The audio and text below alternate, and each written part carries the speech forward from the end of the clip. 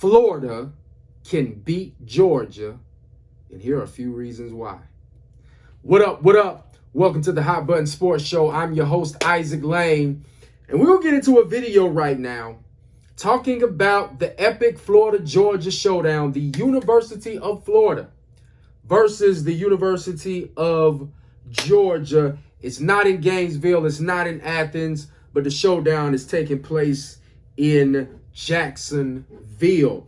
It is 3:30 Eastern Time this Saturday, and it is, in my opinion, the game of the week. Let me first tell you this. I got the University of Georgia winning, and I wouldn't be surprised if they won by a landslide.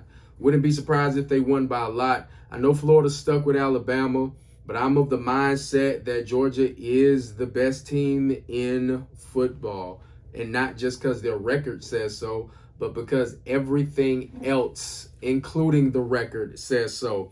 Said that to say, man, while developing this, the content for this video on how the University of Florida could possibly come up with the upset, running statistics, looking at different things with this Georgia team and college football as a whole, bruh, there are very little to no weaknesses with this University of Georgia football team so far.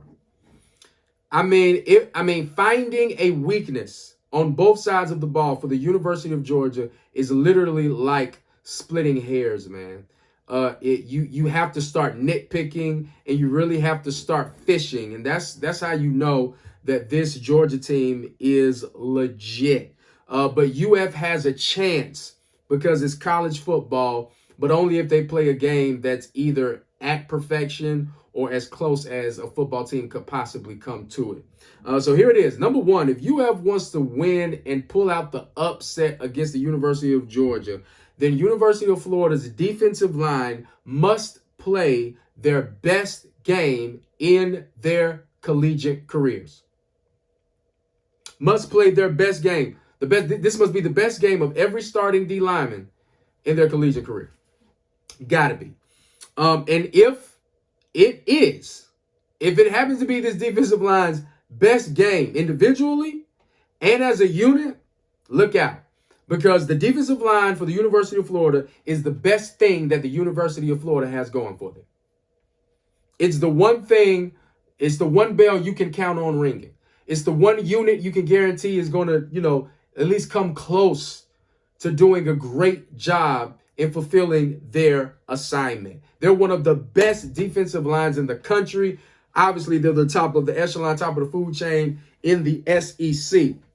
So if there's a prayer, if there's a chance, if there's a shot, if you wake up Sunday morning, if you fell asleep through the game and you wake up late Saturday night, if you just got off work and you were finally able to look at your phone and ESPN sent you a notification saying that the University of Georgia has been knocked off by Florida, best believe it's because that defensive line had the best game of their career. This defensive line is for real. You know the individual talent, led by Zach Carter, an absolute beast. I believe he's a fifth-year senior coming into himself. As far as I can see, man, he's a surefire first-rounder. But this defensive line as a unit, they have 21 sacks. And that's right behind Georgia, who has the best defense by a landslide in the country, and they got 24 sacks. And you know Georgia can get after the quarterback. So if this is going to be a great out by Florida, they have to get to the quarterback, and UF D-line must play their best. Number two, if University of Florida is going to pull out the upset, they must take advantage of JT Daniels' comeback. Now, it's said that, JT Daniels is back, no limitations, we'll see. But if JT Daniels plays, if he starts, which I got a funny feeling, a sneaky suspicion that he is, Florida got to take advantage of that. Not the last time, but the first time we really saw JT Daniels this year, we saw him against Clemson. And Clemson is the only team that really gave Georgia a scare. Well, actually did give Georgia a scare. Either team could have won that game. The only touchdown scored was on defense. Clemson got in JT's face. They got in JT's face early and often. I think he only had 135 yards, no touchdowns, and a pick. They got in his face. So Florida got a chance if that D-line can apply pressure. Not only that, taking advantage of JT Daniels, because the University of Georgia, believe it or not, this is a statistic where they're not just dominating. The University of Georgia is not good on first down. They're not even in the top 30. University of Georgia is not that great on first down. And you got a quarterback coming back. Still has to get game time acclimated with that offense after taking those weeks off. And if they stay true to being behind the sticks and behind the chains or getting minimal gains on first down, Florida has a window of opportunity, and that's going to put them in a predicament of third down, which they haven't been that great at either. Number 3, if the University of Florida wants to win this game, they must get off the field on third down. That is talking about that defense and that offense, man. So here it is. The University of Georgia, although they are, in my opinion, by far the most impressive football team in college football, they have not been great on third down. Haven't been a great third down team on defense or offense. They haven't been phenomenal.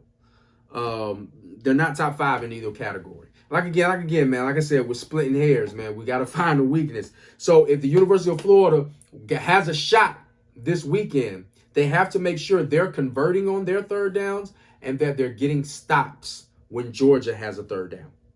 Number 4, if Florida wants to win on Saturday, they can't be afraid to pull the trigger on fourth down. They can't be afraid, whether if it's early or late or mid-game. Be smart. You know, if you're in Georgia territory, man, you can't be afraid to pull the trigger on fourth down because you're going to have to score touchdowns. You can't settle for field goals all night, all day. You're going to have to get touchdowns. You can't be afraid to pull the trigger on fourth down. Why do I say that?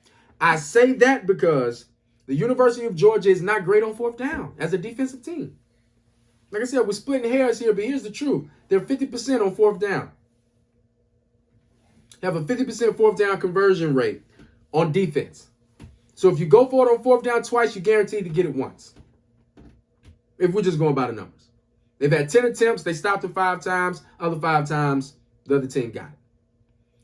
I believe that Florida has some weapons with Jones, Richardson. I believe they can do some damage, and I believe that it may be an alluring decision. But if you're in the right position and the score is right, man, you got to pull that trigger on fourth down, Dan Mullen. Number 5, if Florida wants to beat Georgia, here's almost the main thing besides the D-line play. They got to avoid the stupid penalties, man. They got to avoid the undisciplined. We saw it against Kentucky. We saw it at the end of last year. It's cost Florida some games. If Florida can remain disciplined, if their defensive line can play well, if they can get to JT Daniels or whoever the quarterback is early and often, and if they can convert on third downs and stop the other team from converting on third downs and take some fourth down risk, they could probably win. Am I picking them to win? Nope. But would I be surprised if they won? Not at all.